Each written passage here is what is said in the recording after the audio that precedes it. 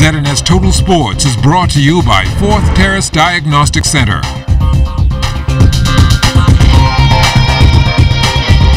Welcome to sports, everybody. After 2 days of the Major League Baseball draft, a Bahamian name finally called. Pitcher CHAVEZ FERNANDER was taken by the Detroit Tigers as the first pick in the 35th round.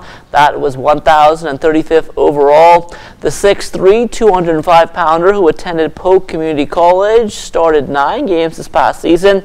He had 63 strikeouts and 58 innings with an ERA of 3.10.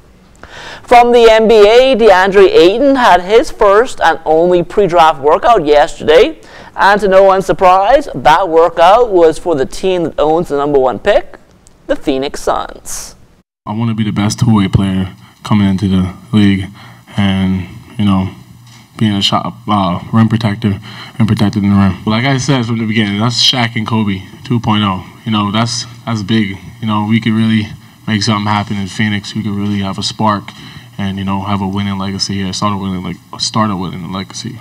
As far as the workout goes, we tried to create as many game situations as we could, using coaches, putting them in different scenarios offensively and defensively. Did a lot of shooting, a lot of finishing, some defensive drills, and he did well in just about every area.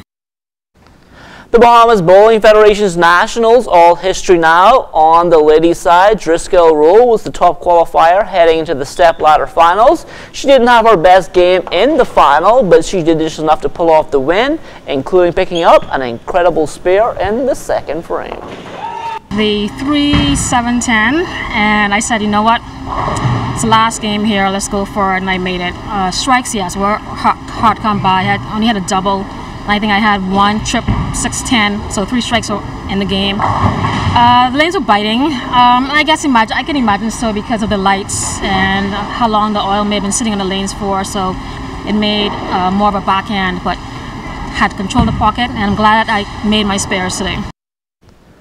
On the men's side, this one was also about the top qualifier. David SLATTER completed a three-peat, beating TYRONE in the final.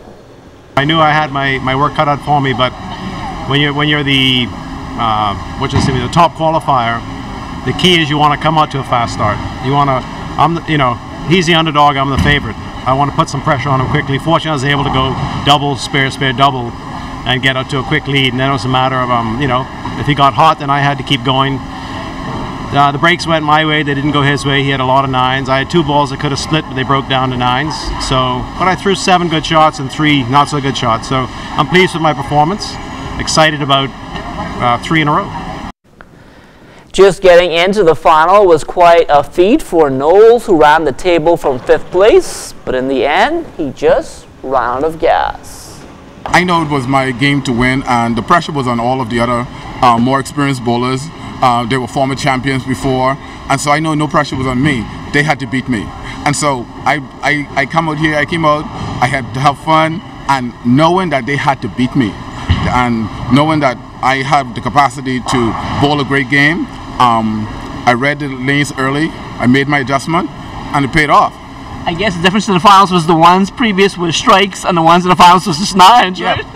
Yeah, that's how it is sometimes. I threw 5 consecutive balls that were in the pocket, but they all came up 9, and that's how it is sometimes. But I knew at the end of the day, David had to either strike out or continue to strike in order to beat me. Our men's national volleyball team hard at work getting ready for international competition. For more on that, here's Knowles. The Senior CBC Championships are roughly 2 months away, and that means our men's national volleyball team is currently laying the groundwork to secure a medal in Suriname come August. We caught up with national team coach Lloyd Davis on just how practices were going and his evaluation of the team at this point. The pro players are back, right? But the core of the team, I guess they're not taking the game really serious or taking this tournament serious. So some pressure have to be put on them so they could do some positive things. We know what it takes to win.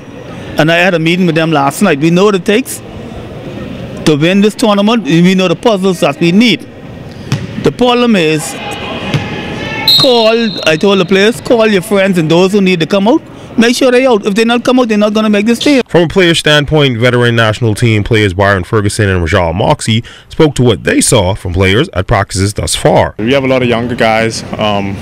I wouldn't say who's just learning, but they're trying to get up to speed with the senior men's level, and that could be a problem for us right now. I think the first thing we need to work on is getting back into good chemistry with each other. We have several of us guys that are in Canada playing pro, currently in college. Some people playing in the Caribbean.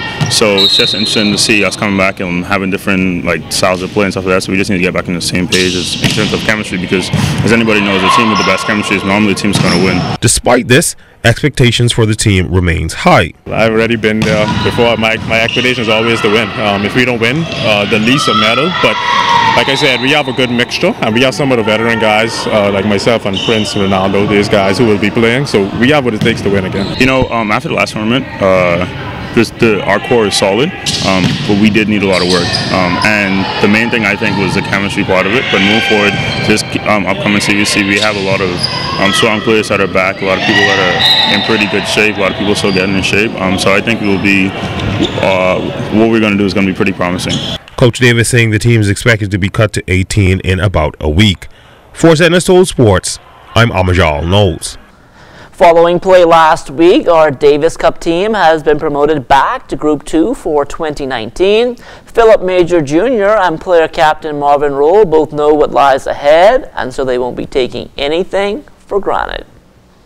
Sure, you have to keep working hard. I wouldn't change anything. I'll just keep doing what I would normally do and compete and train. I would just like to see the team get together at least 3 weeks before competition in Zone 2, and we could all practice together and get familiar with each other, and so we could be able to put our best foot forward. Just more tournaments, more training, and just staying out there consistently,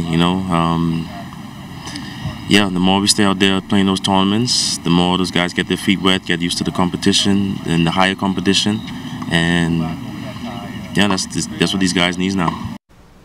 And that will do it for sports. Stay tuned. The Bahamas Tonight comes back after the break.